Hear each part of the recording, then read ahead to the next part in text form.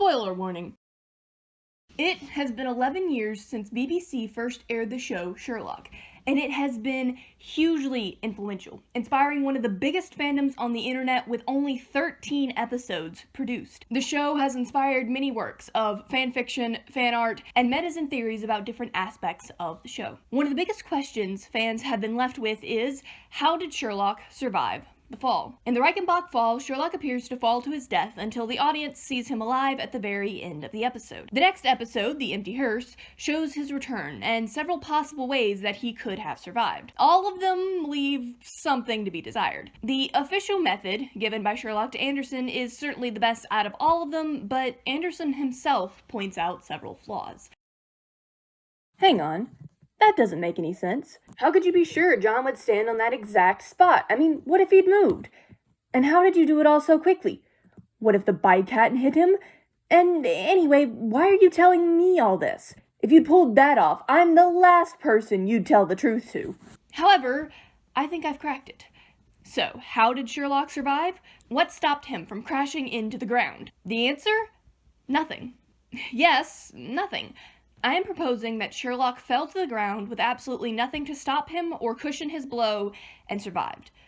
Let me explain. According to an article from USA Today, which references the book Trauma Anesthesia, there's about a 50% survival rate of people who fall from 4 stories, meaning that about half of people who fall from a 4-story building manage to survive through random luck. They may come away with a broken bone or two, but they'll live to tell the tale. And what would you know?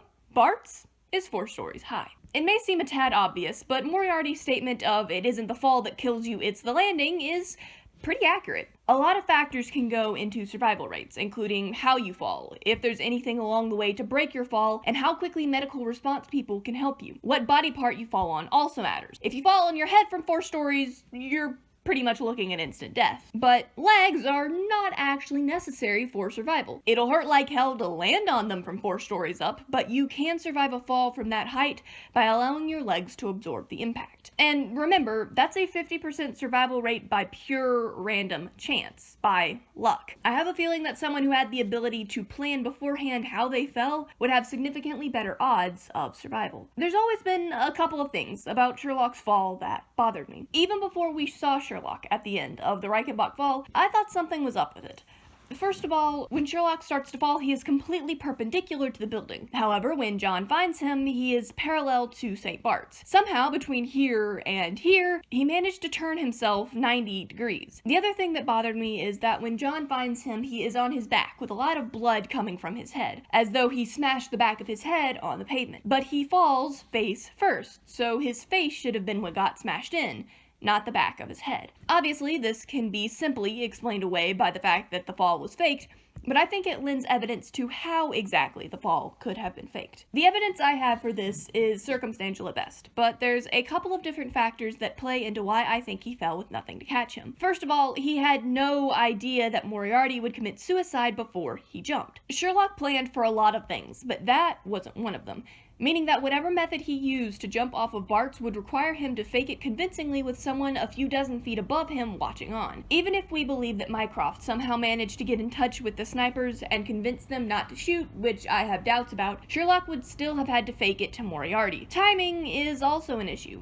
As Anderson pointed out, there is little time between when Sherlock jumped and when John got to him. I do think the bicyclist was there to give everyone a few more seconds to get everything ready, but the amount of effort it would take to blow something up, Sherlock jump on it and roll off of it, and then move it away, somehow guessing which direction John would go and going in the opposite direction, seems like a bit of a stretch. Plus, you still have Moriarty looking down. He would have seen a giant blow-up mat. And there is a way to fall with nothing beneath you that would lessen the impact. Sherlock doesn't jump, he just lets gravity do all the work, so he doesn't add to the force behind the impact. He's more or less falling flat instead of feet first, meaning that he is less aerodynamic, slowing his descent some, however little. As he falls, he is wheeling his arms about, keeping his fall completely controlled. At the last minute, he would have put his feet under him, keeping all his joints bent and landing toes first, then going all the way onto his heels. Keeping all his joints bent means being less likely to shatter something, which is always a win. This method of falling would help to absorb a lot of the impact, but you would likely still have force keeping you going. If he then fell to the side and used an arm or shoulder to absorb the rest of the impact, he would both increase his chances of survival and be in the right position for how John found him. Then all people have to do is rush over to him and squirt some blood around him to make it look convincing. He likely would have actually needed that stretcher to take him away, but his chances of living are, overall,